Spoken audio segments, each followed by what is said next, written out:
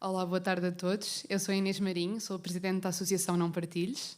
Eu sou a Marta, sou a secretária de direção da Associação Não Partidos. E vimos aqui falar sobre como evitar, prevenir e agir quando somos vítimas deste tipo de cybercrime, que é devassa à vida privada e exposição de conteúdo sem o nosso consentimento. Sim, a Associação Não Partidos começou como um movimento, pessoalmente no Instagram, tudo pelas mãos da Inês, na verdade, que era, a Inês encontrou um problema e decidiu resolvê-lo e infelizmente passou por aquilo que várias vítimas com que contactamos passam. E então, basicamente, decidiu criar um movimento para resolver... O movimento Não Partidos. Exato, o movimento Não Partidos, para resolver esta situação e dar apoio a quem precisasse, a quem tivesse o seu próprio conteúdo íntimo, digital, partilhado sem o consentimento e sem saber o que fazer, como prevenir, como agir. E é sobre isso que vamos falar hoje, um bocadinho. E também porque durante a pandemia o cybercrime estava previsto em aumentar até 300%.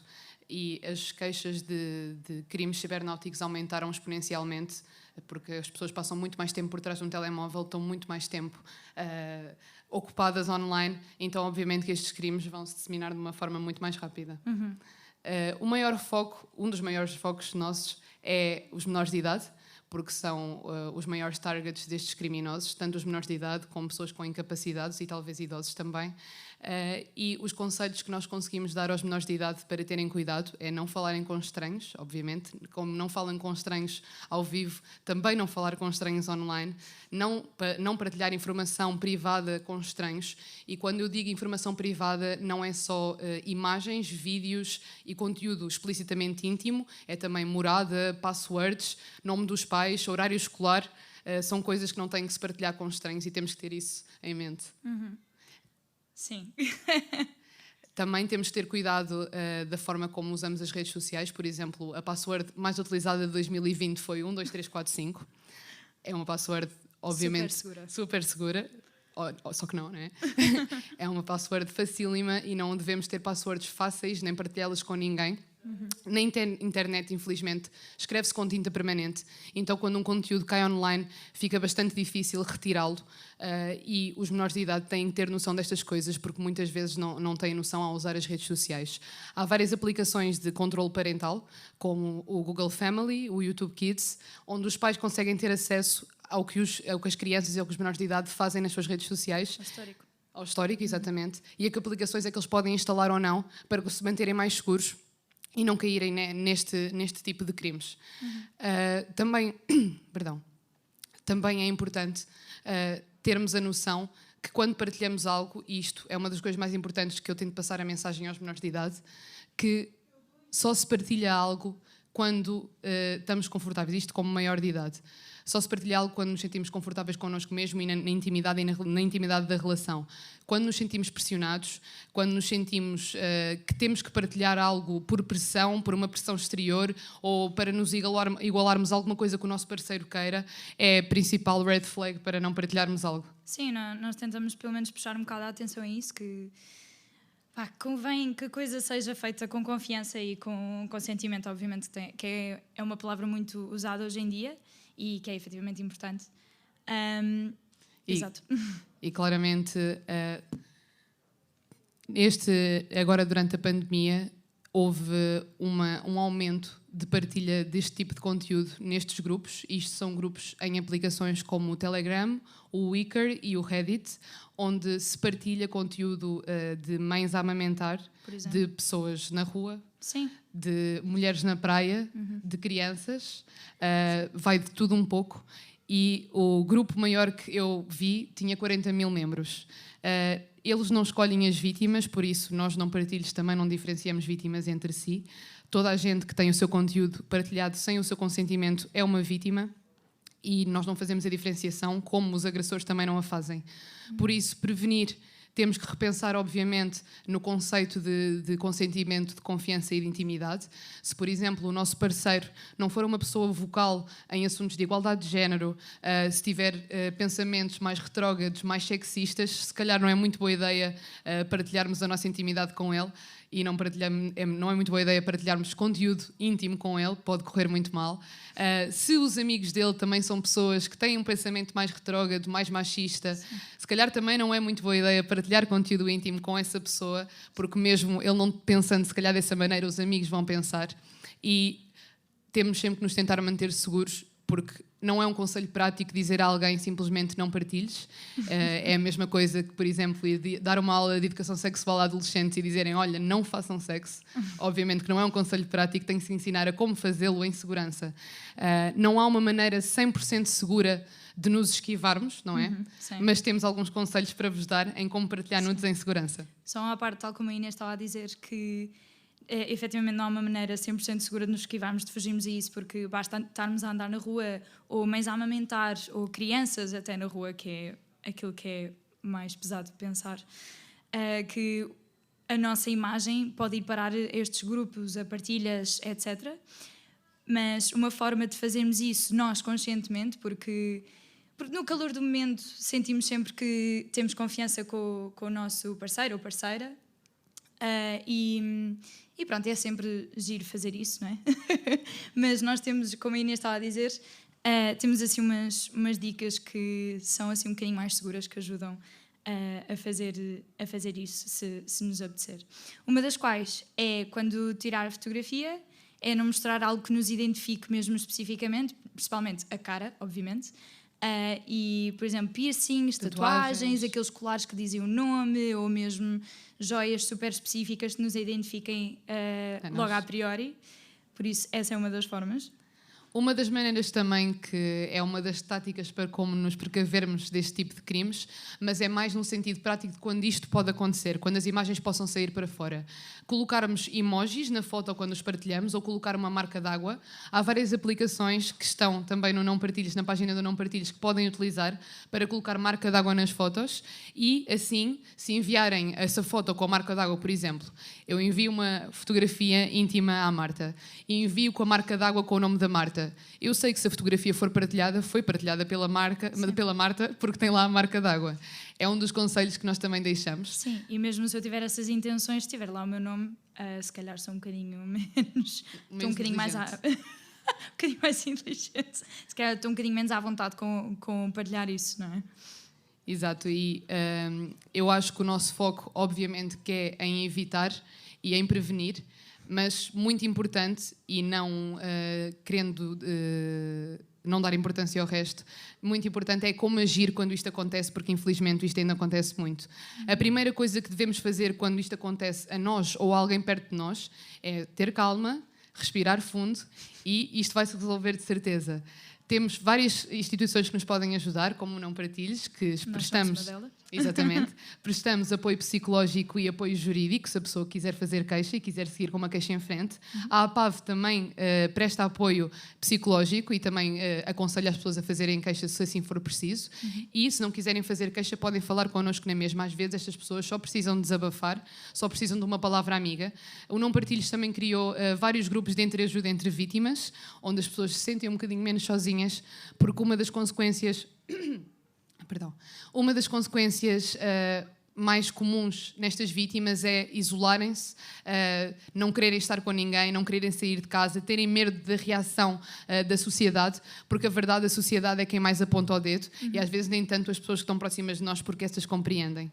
É sermos gentil connosco mesmos, termos calma com como é que vamos agir, falar com entidades como nós, entrar em contacto com o site ou com o sítio onde foram partilhadas as fotos, tentar entrar em contacto, mandar um e-mail, entrar em contacto com o suporte do site e tentar tirar de lá o nosso conteúdo.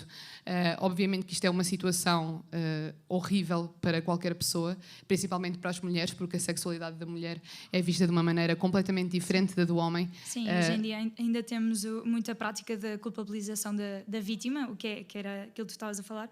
As pessoas isolam-se um bocadinho porque tudo aponta ao dedo e a culpa é tua e porque é que andaste a partilhar e etc. Quando a culpa é efetivamente do criminoso que partilhou aquilo que não devia. Óbvio. Sim. A maior parte dos comentários que eu recebi quando o meu conteúdo foi partilhado era: mas porquê que mandaste? Mas porquê que confiaste? Mas não sabes que tens de ter cuidado? Eu acho que todos, ou quase todos, temos comportamentos de risco e quase todos sabemos que há pessoas que se deve confiar e há pessoas que não se deve confiar e, infelizmente, elas não vêm com um sinal na testa a dizer, olha, em mim não podes confiar. Então, como muita gente ainda pensa ao bem das pessoas, ainda confia e, infelizmente, há muita gente mal intencionada, não só online, infelizmente isso também passa para o vivo muitas vezes. E a pior coisa que uma pessoa pode sentir a seguir a ser vítima de um destes crimes é sentir que não tem mais ninguém em quem não pode confiar em mais ninguém e que a única coisa que tem agora é julgamentos para o resto da vida. Isto não é uma situação que passe em dias ou semanas. O meu conteúdo, por exemplo, foi partilhado perdão, a primeira vez em 2017. Eu até hoje, é 2021, eu ainda hoje recebo mensagens semanalmente sobre isso. E eu já estou bem com isso, já lido bem com isso, mas infelizmente há muita gente que não lida bem com isso e há muita gente que acaba por entrar em espirais de depressão, de ansiedade e infelizmente acabam por cometer suicídio algumas vezes. E é isso que nós estamos cá para evitar, estamos cá para ajudar essas pessoas, estamos cá para nos ajudar uns aos outros e para percebermos que as mulheres não são um objeto, ninguém é um objeto e ninguém merece ser objetificado dessa maneira. Toda a gente tem a liberdade de assumir a sua sexualidade e de expor a sua sexualidade assim como bem entender e ninguém tem nada a ver com isso. O único problema aqui é achar que a intimidade de uma mulher, que a sexualidade de uma mulher é motivo para a difamar, é motivo para a denegrir, é motivo para a humilhar. Quando, na verdade, a única pessoa que merece sofrer repercussões disto tudo são os criminosos. Assim, uma nota final. É verdade. Sim, é verdade. Isso é todo um outro tópico que nós também tratamos e é isso. Nós tentamos estar cá, tanto nós como a APAV, tentamos trabalhar para que as pessoas não se sintam sozinhas, não sintam que não têm algum apoio e para tentar, obviamente, resolver a situação, porque a internet é um buraco sem fundo e por muito que andemos lá a escavar, as coisas nunca mais vêm ao de cima. Claro. E parece que nunca há solução. E é difícil chegar ao fundo da questão, muitas vezes. Exato. Muitas vezes é mesmo impossível chegar ao fundo da questão. Por isso o nosso foco, claro que é ajudar as vítimas, apoiá-las e fazer com que elas não se sintam sozinhas, mas também consciencializar todo o resto da sociedade para saberem lidar com estas vítimas, para não receberem comentários como eu, por exemplo, recebi, que eu consigo dormir bem à noite, mas há muita gente que infelizmente não consegue, principalmente menores de idade. Isto é uma situação, eu tenho, um dos casos que eu tenho que foi dos mais chocantes, foi uma rapariga com 13 anos que teve o seu conteúdo partilhado no baile de finalistas e uma professora que descobriu na altura, porque estava toda a gente no baile de finalistas a comentar, a rapariga teve que mudar de escola, teve que mudar de cidade, não voltou para a mesma escola e mudar a vida de uma pessoa assim de 13 anos do nada por ter sido vítima de um crime, eu acho que é mesmo... e muitas destas vítimas acabam por sofrer mesmo stress pós-traumático e não conseguem voltar a confiar em pessoas, não conseguem voltar a sair de casa. Muitas são abordadas na rua porque foram reconhecidas dos vídeos. Muitas são abordadas e assediadas sexualmente porque acham que por lhes terem acontecido isto estão ali predispostas a receber qualquer tipo de comentário e de proposta e de assédio. E é difícil reviver sempre estas situações e continuar a reviver e só ouvir comentários maus em relação a isto, não ter nenhum apoio. Exato. Por isso, se acontecer, infelizmente, o primeiro passo, como a Inês estava a dizer, é respirar fundo e contactar as entidades competentes, como nós, a APAV, e tentar guardar tudo o que tiverem, provas. Onde é que começou, onde é que está, que tipo de conteúdo é que foi partilhado. Isso é muito importante. Tirar print a tudo, guardar tudo. Guardar tudo e mais alguma coisa para depois apresentar às autoridades. Exatamente. E também não é um processo fácil, obviamente, e por isso é que nós estamos cá. Eu costumo dizer que temos uma psicóloga, mas quase nenhuma de nós, pelo menos as três que estão aqui, são psicólogas, nem advogadas, mas somos amigas e sabemos sempre dar uma palavra amiga a quem precisar. E nestes grupos de entreajuda é só isso que acontece. Não há uma pinga de julgamento, não há uma pinga de maldade, é mesmo só amor e onde as pessoas se sentem bem e podem ser elas mesmas e falar de tudo o que se passou. Não há mesmo julgamento e é nisso que nós nos focamos. Sim, é isso. E depois de ir às autoridades... pronto, é iniciar o processo que custa muito E também é outra etapa para a qual nós estamos cá, que é a tal voz amiga, é dar a mão pelo processo, porque muitas vezes as vítimas têm que reviver vezes e vezes sem conta aquilo que aconteceu. E muitas vezes nem são bem recebidas pela polícia. Eu tenho muitas vítimas que chegam à polícia e a polícia, por exemplo, diz que não é crime e que aquilo não tem nada de mal, ou ainda tentam culpabilizar a vítima, ou fazem piadas sobre aquilo. Eu tenho uma rapariga que quis especificamente falar com uma polícia mulher e disseram-lhe que não havia nenhuma polícia mulher e não era verdade. Tentam assim criar algumas barreiras, nem todos, obviamente, mas infelizmente isto ainda acontece. Por isso é mais uma etapa, é mais um processo que nós estamos cá para acompanhar quem precisar, e toda a gente que precisar, todos os géneros, de todas as idades, todas as faixas etárias, tudo o que for possível. Nós estamos abertos, não fechamos as portas a ninguém. Até outros problemas relacionados com assédio online. Também recebemos algumas queixas disso, de pessoas que recebem fotos sem terem solicitado. Também é um crime punível por lei, também se podem aconselhar diante do nosso advogado. Por isso nós estamos aqui mesmo para ajudar e para dar a mão a quem precisa. Sim, é. E não só isso, está em ata. Nós, como associação, temos efetivamente a obrigação perante o Estado. Eu sei isso porque eu ando a tratar de toda a papelada da burocracia. Mas não só nós fazemos esse trabalho de auxiliar as vítimas, ou seja, o depois, mas também fazemos o antes, que é tentar consciencializar, falar sobre estes temas, tentar acabar com aquilo que eu tinha falado, a culpabilização da vítima, falar sobre igualdade de género, como a Inês ontem esteve a falar na FNAC do Colombo, sobre todas estas problemáticas, e começar uma conversa e deixar-nos de tabus e preconceitos e etc. E porque achamos, não é? Que a educação e a conversa, nós chegamos lá e seguimos para a frente, e nós basicamente estamos a tentar ficar com menos trabalho. Exato. Que é consciencializamos tanto e prevenimos tanto com isto, com posts no Instagram, com conversas com as pessoas, mesmo no nosso dia-a-dia, que às tantas, numa utopia, deixaremos de ter vítimas e por isso vamos perder a maior parte do trabalho, mas Exato. É esse o nosso propósito mesmo. Na verdade, isso está muito bem explicado. É mesmo o nosso propósito, é não termos com que nos preocupar, e na verdade, se calhar, se tivéssemos tido estas conversas há 10 anos atrás, se calhar nós não estávamos aqui.